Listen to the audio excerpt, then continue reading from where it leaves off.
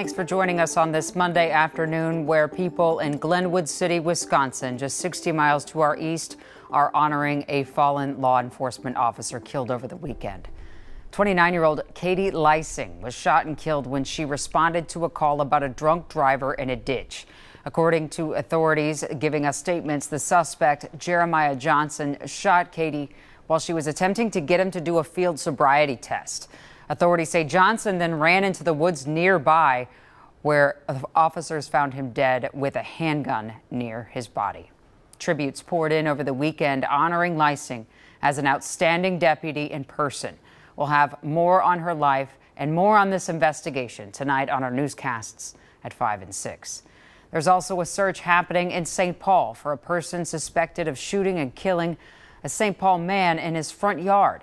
It happened early Saturday morning in the St. Anthony Park neighborhood. Witnesses say the victim, 44-year-old Michael Bracel, was trying to stop somebody from breaking into his wife's car when he was shot.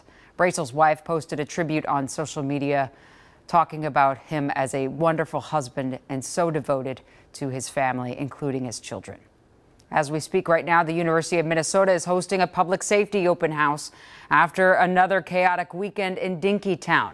More than a dozen teenagers were either cited or arrested after reports of assault, street fights, and car crashes. That was even with extra law enforcement on campus.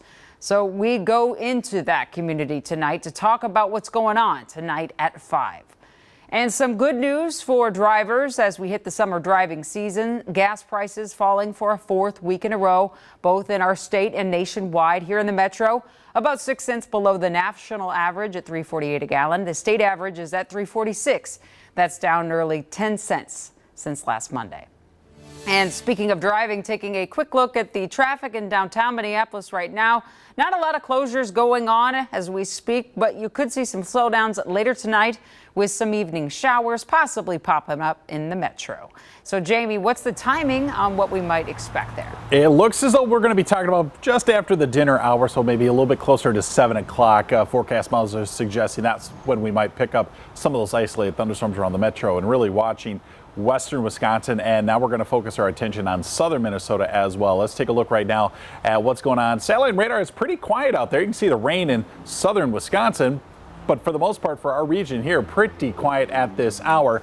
As we take a look, though, Storm Prediction Center putting out an update here just recently, moving the southern third of the state into a marginal risk, which is the lowest when we talk about severe weather. But what we're really specifically going to be watching is for that low potential of some rotation with these storms. So you can see for the southeast corner, the tornado potential there is still low, and then hail a little more widespread over the southern third of the state, if you will. And when you take a look at that microcast, you'll see those thunderstorms popping up through the afternoon hours, and then some of that rain drifting from west to east across that I-90 corridor. Those are the thunderstorms that have the potential for the severe weather. Also watching thunderstorms this evening around the Twin Cities and into western Wisconsin. Could be some strong storms to deal with there. Some pretty heavy rainfall is a possibility, but temperatures still trending well above average. We're going to be hanging on to these 70s for a while, it looks like.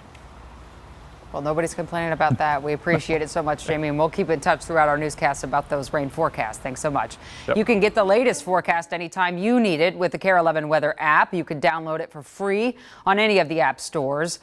And a story coming up. What happened to Kyle Farmer? He is the Minnesota Twins baseball player who took a 92-mile-an-hour pitch to his face during a game last month. Sunrise anchor Alicia Lewis caught up with Farmer and his wife to talk about that injury that day, his recovery, and how he's doing. She joins us tonight at 5 for a look ahead at that exclusive interview. You can watch the full report on Kyle tomorrow morning at 6:45 with Alicia and the gang. And before we go, take a look at this. Gordy posted this on our That's So Minnesota Facebook page of some unexpected friends enjoying the spring weather. Thanks for showing your picture to us, Gordy, and sharing with the family that's on that page. We appreciate it. We'll see you back here in 30 minutes with more of today's stories in the news. Thanks for joining us. See you in 30.